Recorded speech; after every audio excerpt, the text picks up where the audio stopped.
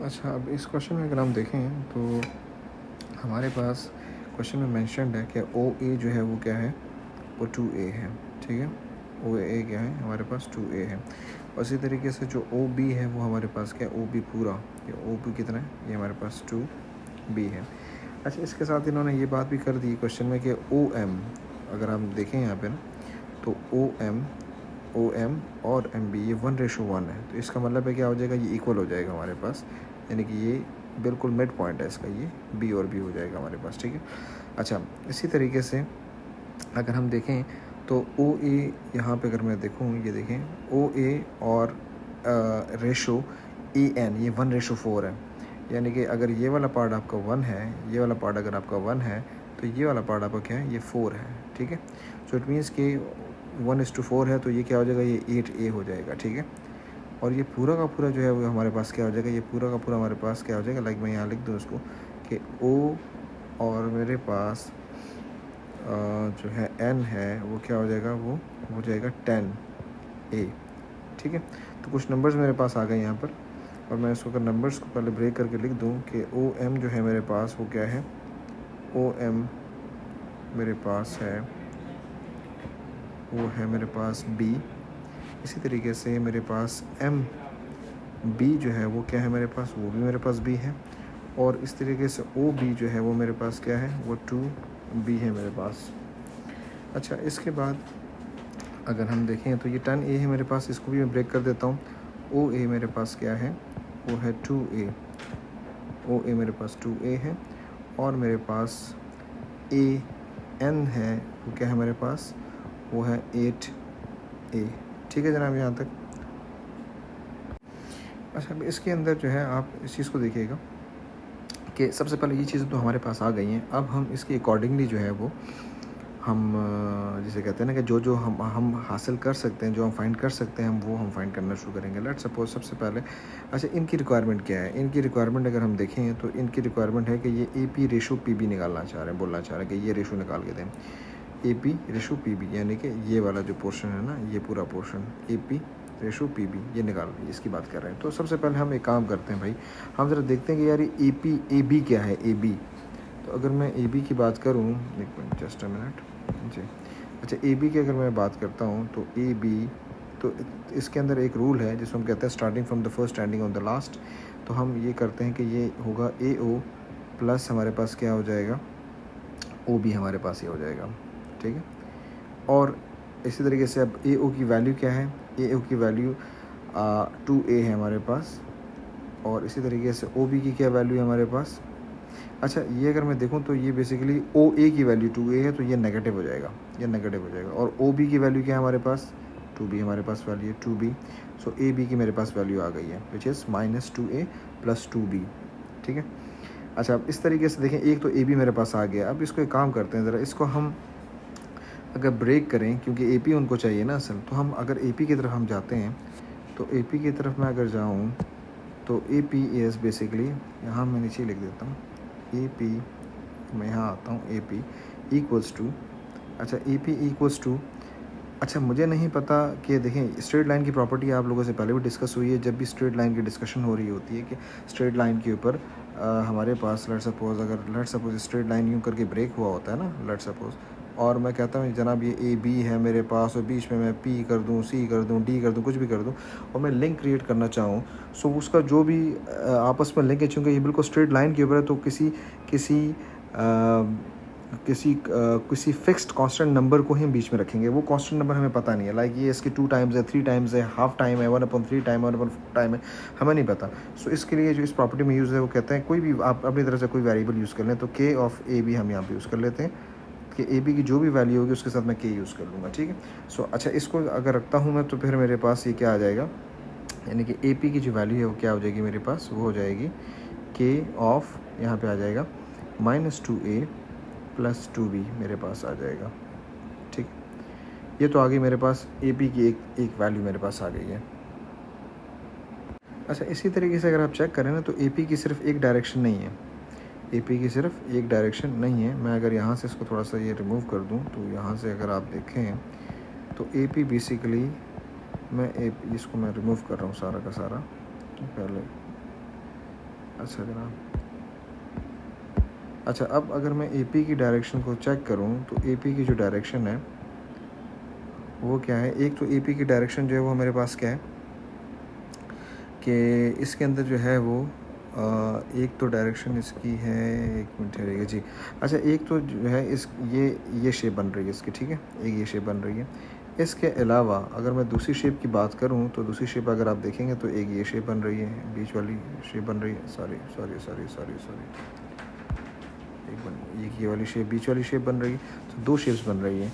अब इसके ऊपर मैं इसको अप्लाई करता हूँ यहाँ से, तो ये मेरे पास होगा AP इक्वल्स टू क्या हो जाएगा मेरे पास AO। अगर मैं डायरेक्शन को चेक करूँ तो बेसिकली इस डायरेक्शन में जा रही है ना बात, AO प्लस क्या हो जाएगा मेरे पास OM हो जाएगा, और प्लस ये हो जाएगा MP। सो AO भी मेरे पास अवेलेबल है, और AO क्या है मेरे पास, इट्स -2A, ठीक है, ये पहले डिस्कस कर चुके हैं हम लोग। OM क्या है हमारे पास, जिस तरह मैंने पहले कहा था कि मिडिल बिल्कुल ये बीच में ब्रेक कर रहा है, तो ये क्या हो जाएगा मेरे पास BB हो जाएगा। MP जो है MP ये अननोन है, ये MP, this MP is still an unknown, we have to find the value for this MP। अच्छा अब हम यहाँ क्या करेंगे, ये तो हमारे पास आ गया, ठीक है। अच्छा अब ये जो MP मुझे निकालना है ना, मुझे अब MP की ज़रूरत है, ठीक है। अब MP के लिए मैं क्या करूँगा, MP के लिए मुझे जो है वो अगर हम चेक करें, मैं थोड़ा सा इसको दोबारा इरेज कर देता हूँ यहाँ से, तो MP मुझे चाहिए। सो आप अगर देखेंगे तो ये देख रहे हैं आप, ये है पूरा, ये MP इस स्ट्रेट लाइन के ऊपर पड़ा हुआ है, MP, और ये है मेरे पास N, ठीक है, इस स्ट्रेट लाइन के ऊपर MP पड़ा हुआ है, ठीक है। सो इस पर स्ट्रेट लाइन की प्रॉपर्टी दोबारा लगेगी, ठीक है। सो वो क्या प्रॉपर्टी होगी हमारे पास, वो हम यहाँ भी यूज़ करेंगे, basically MP equals to lambda में यूज़ कर लेता हूँ भाई यहाँ पे, क्योंकि ये अब दूसरी लाइन है, लैम्डा ऑफ MN यहाँ पे मैं यूज़ कर लेता हूँ, ठीक है। MN is the total line, ठीक है, और MP is the part of it, तो इस तरीके से हम यूज़ कर सकते हैं। अच्छा अब अगर देखें तो MN जो है वो इस वक्त अगर मैं यहाँ देखूँ तो ये MN एक ट्राइंगल का पार्ट है, ठीक है, और इस पर वही starting from the first ending on the last का मैं कॉन्सेप्ट यूज़ करूँगा। तो अगर मैं यहाँ देखूँ तो ये क्या हो जाएगा मेरे पास, सॉरी, ये मेरे पास क्या हो जाएगा, ये पूरा का पूरा 10A है, तो ये हो जाएगा मेरे पास MN जो है मेरे पास, ये इसको अगर हम करते हैं तो ये हमारे पास, मैं वही कॉन्सेप्ट यूज़ करूँगा, MO और फिर उसके बाद ON, तो ये हो जाएगा starting from the first ending on the last. अच्छा OM इज़ B, तो ये MO है, तो ये -B हो जाएगा, और प्लस मेरे पास क्या आ जाएगा, ये 10 -B, और ये हो जाएगा 10A हो जाएगा मेरे पास ये, ठीक है। सो ये MP की वैल्यू आ गई, और इस MP की वैल्यू को देखें, लैम्डा बाहर है, इसको ऊपर पुट करेंगे तो ये हमारे पास वापसी AP is equals to -2A plus B plus lambda -B plus 10A। तो अगर मैं देखूं यहाँ पे मेरे पास, sorry,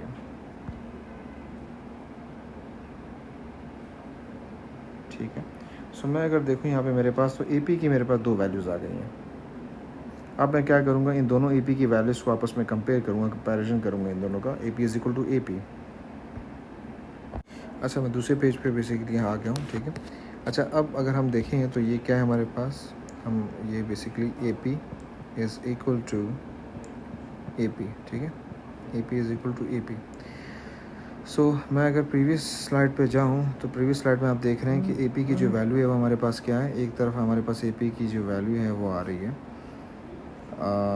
-2A, sorry, K -2A plus 2B। सो मैं यहाँ पे लिख रहा हूँ इसको अरेंज करके, K 2B -2A, और दूसरी तरफ पे जो मेरे पास वैल्यू आ रही है, अगर हम यहाँ देखें तो ये वैल्यू मेरे पास आ रही है, ये वैल्यू मेरे पास आ रही है, ठीक है, ये वैल्यू मेरे पास आ रही है।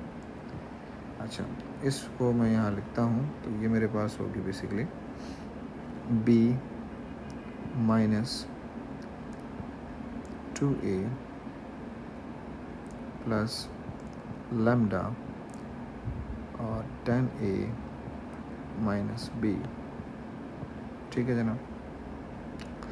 अब इसके बाद हम इसका कंपैरिजन करेंगे, और कंपैरिजन जब हम इसका कंपैरिजन करेंगे तो उसमें हम विद रिस्पेक्ट टू ए और बी हम इसको कंपेयर करेंगे। अच्छा, इसको हम खोलेंगे ब्रैकेट को, इस साइड वाले को, तो ये हो जाएगा 2bk minus 2ka equals to b minus 2a plus 10 lambda a minus lambda b। अच्छा, अब यहाँ विद रिस्पेक्ट टू b हम अगर कंपैरिजन करते हैं तो विद रिस्पेक्ट टू b यहाँ मेरे पास पड़ा हुआ है एक साइड पर 2k इक्वल्स टू, और दूसरी तरफ मेरे पास क्या पड़ा है विद रिस्पेक्ट टू b, वो है मेरे पास b मीन्स 1, b का कोफिशिएंट 1 है, ये रहा b का कोफिशिएंट 1 है, और माइनस लैम्डा, ये देखिए माइनस लैम्डा। ठीक है, तो ये मेरे पास एक चीज़ आ गई, मेरे पास एक इक्वेशन मेरे पास आ गई, 2k is equal to 1 minus lambda. अब हम करते हैं दूसरा कंपैरिजन जनाब।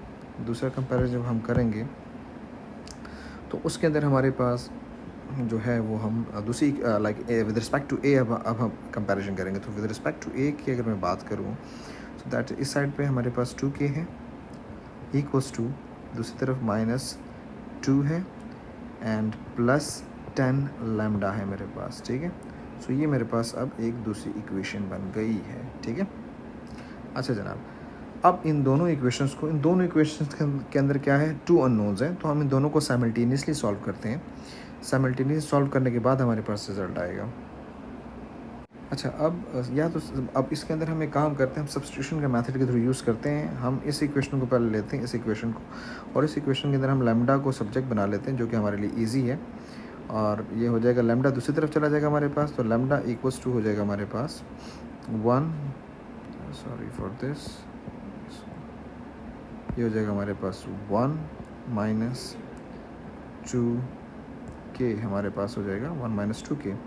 ठीक है, इसको पुट करेंगे दूसरी इक्वेशन के अंदर। तो दूसरी इक्वेशन अगर हम देखें तो हमारे पास है minus 2k equals to minus 2 plus 10 lambda, तो लैम्डा की जगह आ जाएगा 1 माइनस 2k। ठीक है, अच्छा जनाब, इसको सॉल्व करते हैं यहाँ पे हम अभी।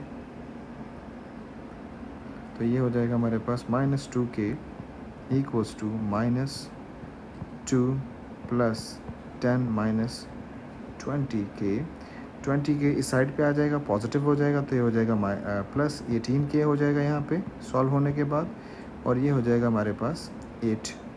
सो बेसिकली हमारे पास जो k की वैल्यू आई है वो क्या आई है, वो 8/18 है। सही।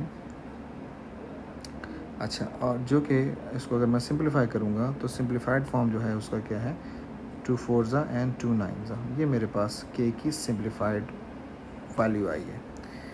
ठीक है जनाब।